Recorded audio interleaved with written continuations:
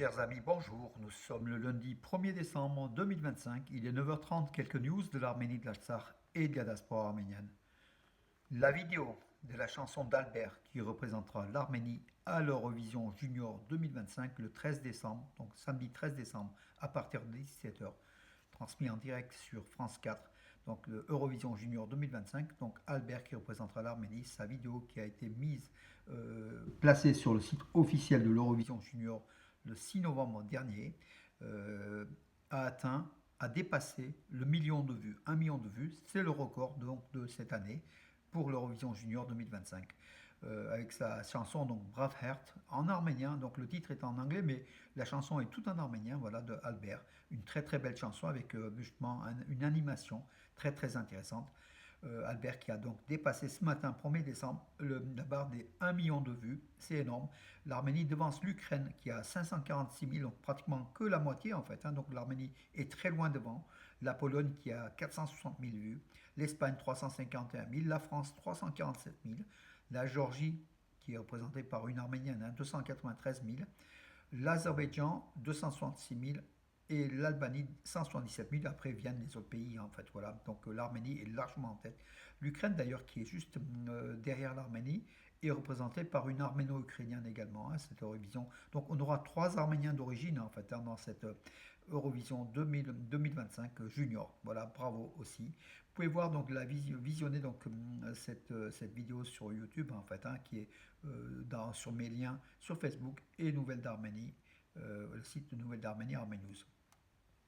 Gagik Zaroukian, c'est le milliardaire arménien que vous connaissez. Donc, il a, à propos de la construction de la statue géante du Christ sur le mont Hadis, il affirme voici un nouveau centre de rassemblement national en opposition avec le déchirement donc aujourd'hui au sein de l'Église arménienne voulu par Pachinian, la guerre entre Pachinian contre le Catholicos Kaliki II. Il dit que son Christ géant, la statue géante du Christ, unira les Arméniens de la planète et bien sûr des touristes, nombreux éléments. Et le mont Hadis est un petit peu le centre névralgique de cette unité arménienne entre le mont Ararat, le mont Arakats et le lac Sevan. Il dit donc voilà, c'est vers Apovian, en fait, le mont Hadis. C'est à une vingtaine de kilomètres d'Yerevan. On y voit d'ailleurs on voit Yerevan depuis le mont Hadis. Voilà, sa statue sera inaugurée l'an prochain. En tout cas, c'est une très très bonne attraction touristique pour l'Arménie, même si l'Église arménienne ne partage pas l'idée d'ériger des statues. Ce n'est pas dans les principes, dans les ordres de l'Église arménienne, mais en tout cas, Gaïk Zaloukian le fait avec ses propres deniers et je pense qu'il contribue au développement de l'Arménie de toute façon. Et pour ceux qui disent, au lieu de dépenser cet argent-là, il ferait mieux de s'occuper des réfugiés ou de donner aux pauvres, il le fait. Donc Gaïk Zaloukian le fait. Il s'intéresse beaucoup aussi aux réfugiés arméniens de l'Artsakh. Il aide énormément et il a le droit, lui, donc, de répondre à son fantasme, donc d'ériger cette statue géante de Jésus-Christ en Arménie. Et pourquoi cela? Parce qu'il dit que l'Arménie, c'est la première nation chrétienne au monde qui a reconnu la chrétienté comme religion d'État et on devait faire cela aux yeux du monde, montrer que l'Arménie était la première nation chrétienne. La compagnie aérienne Fly One Armenia, que beaucoup d'entre vous connaissez en fait, avec les lignes entre Lyon, Paris, enfin donc et Yerevan, et je crois que Nice et Marseille. Il vient d'acquérir donc cette compagnie qui est la première compagnie aérienne d'Arménie. Elle vient d'acquérir 3 Airbus A320. Pourtant, sa flotte donc d'appareils A8, donc désormais Fly One Armenia dispose de 8 avions, 8 avions de ligne, des Airbus A320 et des Airbus A320. Voilà, ça appartient à la famille, donc à la famille que vous connaissez de SIL. Oui, alors je vais vous dire donc le nom, oui, c'est la famille qui est très connue en Arménie, Edward Soukassian, fondateur de SIL Capital. Voilà. Euh, voilà qui est une bonne chose pour le développement aussi du tourisme en Arménie avec l'acquisition de nouveaux appareils, de nouveaux Airbus. Le premier centre d'intelligence artificielle d'IA hypercentre donc en Arménie sera construit dans la région dans la région de Kodak, exactement à Rastan, la ville de Rastan. pour 500 millions de dollars, 1 milliard de dollars, investissement américain, donc de la société NVIDIA, avec d'autres sociétés en fait, voilà, en Arménie, un gros investissement qui est très important pour l'économie de l'Arménie. Ce sera une cinquantaine de kilomètres de la capitale arménienne de Yerevan, hein, dans la ville de Rastan, qui a bénéficié de cela. Voilà. Donc c'est Firebird, la société, l'entreprise qui investit avec, donc c'est une annexe, hein, de Nvidia qui est un gros mastodonte des chemins du monde informatique, hein, avec 4600 milliards de dollars de capitalisation boursière. C'est l'une des premières sociétés au monde, hein, et bravo d'avoir choisi l'Arménie, grâce aussi à des Arméniens, hein, des États-Unis. Bravo d'avoir choisi l'Arménie pour développer, pour investir. Voilà, cela veut dire aussi que les États-Unis croient au développement de l'Arménie et à la paix.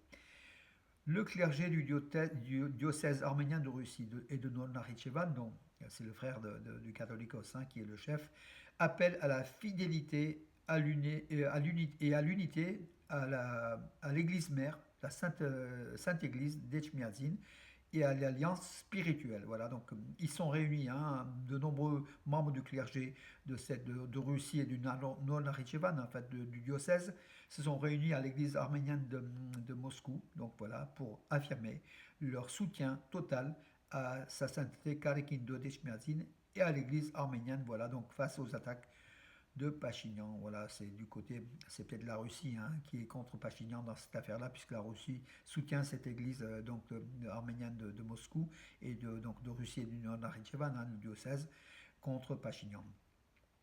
Euh, Pendant la liturgie, donc justement on parle donc de messe, la liturgie de la Sainte Messe à Soupsarkis à Yerevan, l'église Soupsarkis à Yerevan, donc où s'est rendu hier matin donc Nicole Pachinian en compagnie de ministres et de personnalités importantes. Donc un pigeon, oui, donc pendant un pigeon s'est posé, c'est plutôt une colombe, hein, qui s'est posée sur la voiture officielle du Premier ministre arménien qui était dedans, donc le 30 novembre. Donc il a assisté, Nicole Pachinian, à cette messe.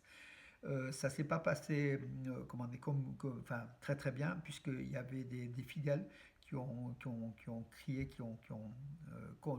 leur colère contre Pachinian, en disant que cette messe avec des prêtres défroqués ne devait pas avoir lieu, et que la fidélité à Saint Echmiadzin, ils ont affirmé leur fidélité à Saint Echmiadzin. Voilà, un petit peu, ils ont été sortis, hein, par les gardes du corps, deux personnes, mais sans violence. Voilà, mais bon, lors d'une messe.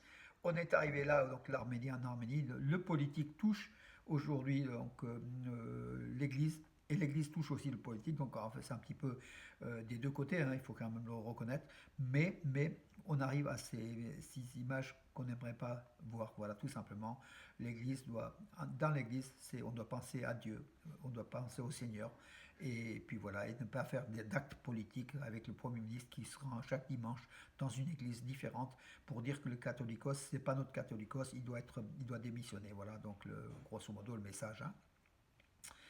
L'Arménie a remporté sa première médaille depuis l'indépendance, hein, historique, à un championnat du monde de karaté. Donc, lors des championnats du monde de karaté au Caire, un Arménien donc, a décroché dans les 75 kilos, Suren Harutyunyan, 21 ans. Il a décroché la médaille de bronze de la catégorie des 75 kilos en battant l'Américain Scott Thomas sur le score de 2-0. Une première pour l'Arménie depuis l'indépendance de 1991. C'est une bonne chose. Voilà. Et ce soir à 18h30, de l'émission donc Sport sur Radio Arménie, que vous pouvez suivre aussi sur les réseaux sociaux, sur Facebook, avec Rajak Sassounzi Chiligian et Nechté. Je commenterai donc ces actualités brèves de la semaine écoulée sportive, et puis vous pouvez voir aussi d'autres interviews, hein, des éléments importants, voilà, de la vie arménienne, notamment un responsable sportif arménien de Suisse. Voilà, de Suisse. Voilà, mes amis, écoutez Radio Arménie à 18h30 ce soir, l'émission sport.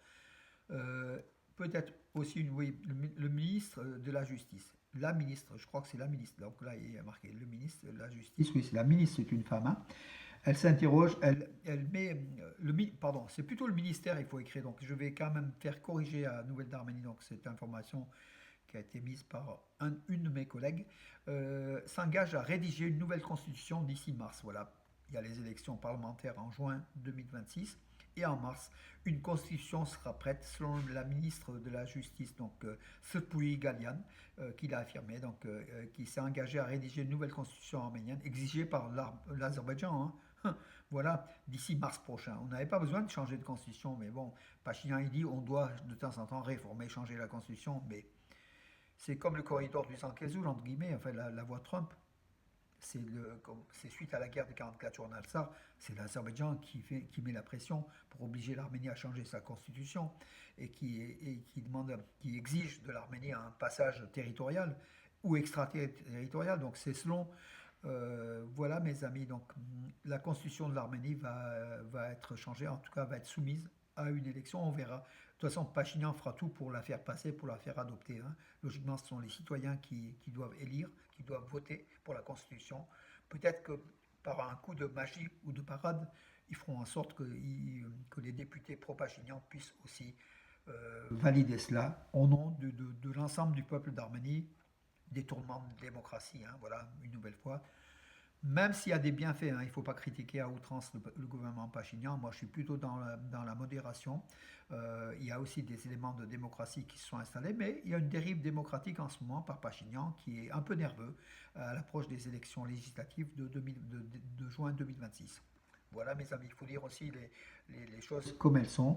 Donc, quelqu'un m'a posé cette nuit la question de quel parti es-tu, pensant que je suis de la FR Attache Nation.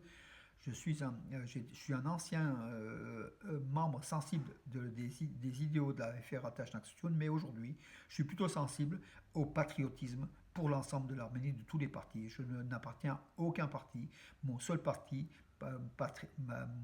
oui, parti, c'est la patrie. C'est la patrie arménienne, la vôtre, la mienne, que ce soit l'UGAB, la FR Attache Nation, l'ADL, Drangava, Leonchak. Pour moi, tous les Arméniens sont valables et tous, on doit comment dirais-je, tous ont le droit de s'exprimer et d'avancer et de faire avancer l'Arménie à leur façon, parce que l'Arménie, c'est pas que d'une façon qu'elle avance, elle avance avec ses citoyens, avec ses idées, la pluralité, il faut respecter ces pluralités, mes amis.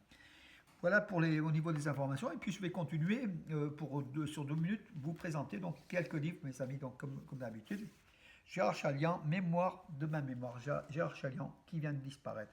C'est de la collection en fait Alain Euxousian, hein, dont la famille m'a généreusement accordé donc quelques livres pour que je puisse lire, certains j'ai bien sûr, et surtout distribuer, c'est ce que j'ai commencé à faire. Cet album, regardez, voilà, superbe album, gros album, hein, donc je ne sais pas combien de pages, mais en tout cas, voilà, édition donc aux éditions de Glénat, l'Arménie, avant-poste chrétien dans le Caucase, de la Société de géographie, donc voilà, préface de Charles Aznavour, Françoise Ardillier-Carras, Olivier Balabagnan, voilà, qui sont connus ici en France, hein, donc voilà, ce sont des professeurs. Bravo à cet album. Dedans, il y a quoi? Il faut. C'est pour vous donner l'envie de. Ben oui, il y a des photos donc d'églises, de l'histoire, enfin du patrimoine, hein, enfin beaucoup d'images. Hein. C'est assez intéressant. C'est peut-être aussi une idée de cadeau pour la fin de l'année. Donc, les trésors d'Echmiadzin, donc offerts par le couple des Manoukian en fait. Hein, donc voilà, donc Manoukian qui était le président de l'UGAB. Hein. Voilà, donc un des bienfaiteurs de l'Église aussi et président du GAB avec voilà, c'est donc Alex et Marie Manoukian. Donc c'est le musée Alex et Marie Manoukian. Ce sont les trésors qui sont à Etchmiadzin. Voilà, bon, bravo pour avoir enrichi l'Arménie et alors c'est magnifique, c'est une richesse enfin, que beaucoup vous connaissez en fait, hein, ces éléments-là. C'est le trésor de Saint-Etchmiadzin qui a été en partie fondé, enfin voilà, donc regardez les faïences, c'est Disney. Voilà, la richesse arménienne, elle est là. Donc c'est un livre qui avait été publié en Arménie, à Yerevan. Alors, mémoire d'une déportée arménienne, Pailadzo Kapitanian. Voilà donc un récit donc, sur le génocide avec cette photo qui est connue. Archil Gorky, le peintre, a fait aussi un tableau hein, donc, de cela, donc une mère avec ses enfants lors du génocide. Une image très très symbolique et pathétique. Euh, alors, oui, un livre quand même de référence à Taner Akçam, un acte honteux, voilà. Ce sont des paroles prêtées à Mustafa Kemal Atatürk, voilà, un acte honteux. Mais Atatürk, donc je crois que c'est lors du procès des unionistes en 1919, mais après, il est revenu, Atatürk qui a aussi contribué aussi à finir le génocide, il a contribué aussi au génocide. Donc voilà, beaucoup d'éléments par cet historien turc, hein, Taner Akçam, qui a apporté, donc qui prouve qu'il y a bien eu génocide, voilà. Alors, un aperçu sur le génocide des Arméniens. C'est un fascicule, hein, donc imprimé à l'époque avec des cartes, des documents par le comité du 24 avril. Voilà, un fascicule qui fait date. Alors, un livre sur les massacres de 1994-95, massacre d'Arméniens, c'est un témoignage, hein, par Alphonse Siller, voilà, donc édition Priva, qui avait été édité il y a quelques années de cela, hein, un livre assez intéressant aussi. Euh, euh, donc, Mes papiers d'Arménie de Jean Kéayan, que vous connaissez, un journaliste de la région marseillaise, Harpetsi comme moi, Jean Kéayan, voilà. Derzol, donc de Badrik Kuyumcan et Christine Simeone. Voilà, Derzol, donc là aussi des témoignages sur Derzol, c'est la ville qui a le centre comment, il y a eu c'était la fin dans le désert syrien. C'est l'endroit où les Arméniens ont été génocidés par centaines de milliers. Voilà.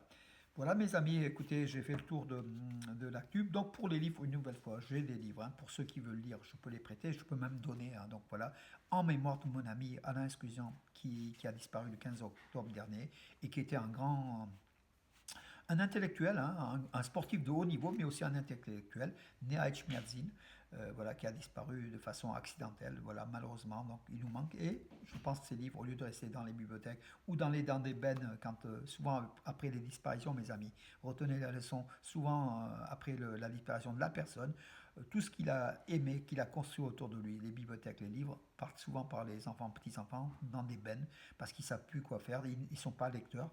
Il faut distribuer, il faut dispatcher, il faut aussi encourager le lectorat.